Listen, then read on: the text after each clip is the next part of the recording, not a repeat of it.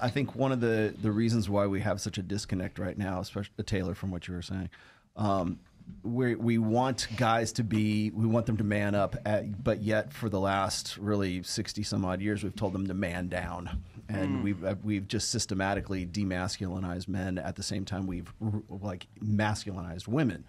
And one of the, I think the more insidious parts of that whole process is that we've made, we've turned women into the men that they want to marry in the first place. Well, how did we get to that point? When we talk about we want a worthy man, we like you're saying, you know, we've got to get back to this traditional stuff. I don't think we go back to that. I think we go forward into something like that, but we don't go backwards to where we were before. And the reason for that is because when we're talking about an alpha female, there's no such thing as an alpha female. No such thing as an alpha female. Or girls, you know, that call themselves that. I know. And I'm going to tell you why they call themselves that. Because they see what alpha men do, alpha males do, and that is a source of security for them that they have been taught, systematically taught, that they can't trust, and like men are just inherently untrustworthy. They're either Homer Simpson, Dr. Huxtable, whatever, you know, that doofy dad, Homer Simpson, that doofy dad archetype. That's one choice you get. The other choice you get is borderline abuser,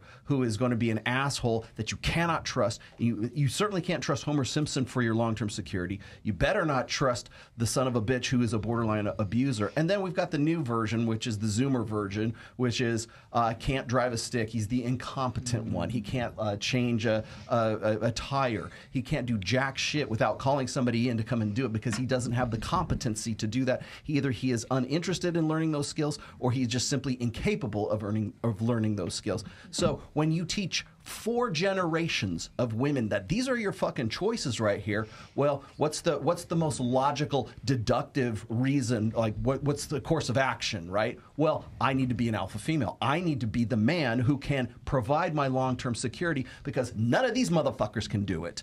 And I'm the one that's going to have to do that. So whenever we see women talking about, like we heard it just on today's show, well, what if he leaves with this secretary? What if he falls off? What if he's not the guy that I want him to be after 6 years, 10 years, 8 years, whatever it is? What if, right? And the contingency for that what if is I got to get the bag. I got to get my education. I've got to join. It's a sick cycle. We just keep like reinforcing it. I've got to start doing OnlyFans because that's how I get my money and that's how I'm going to achieve long-term security. How am I going to feed my babies? Because I can't trust this motherfucker. Even if you could, even if he's a billionaire. And you could, no, I don't know, there's just something that's not right about this guy, and he's not absolutely perfect. Is he the best I can do? And the answer is always going to be no. And so as a result of that, now we've got to get into college. Now we have to have Title IX. Now we have to have all of these special dispensation for women over the course of 4 or 5 generations, right? And so we get to 2024, and women are like, I'm an empowered woman. I got the bag. I'm an alpha female. But the problem is you've become the man that you wanted to marry in the first place. And so what happens is, and I've tried to explain this in like very stupid, simple terms to Dr. Phil when I was on Dr. Phil's show, right? And I said, men have become superfluous. Because the alpha female, the woman who doesn't trust men, she just got no use for any man whatsoever. They're nice to have around, but you don't actually need men. They want men. What are the men that they want? They want Justin Waller. They want fucking Jack Reacher. They want fucking Jason Momoa because that guy lays down the good.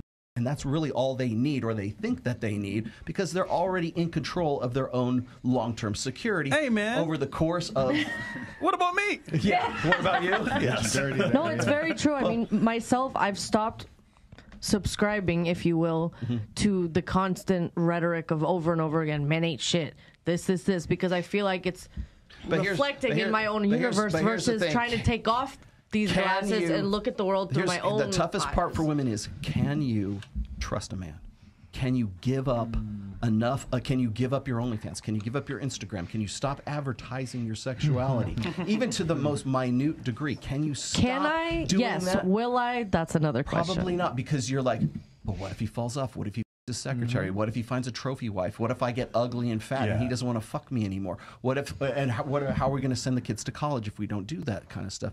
And so there's this need for long-term security for women, But that security is met by them. And then what happens? I'm so tired all the time. I have to do so much fucking work. I've got so much to do. Yeah, because you're trying to do the work of two people.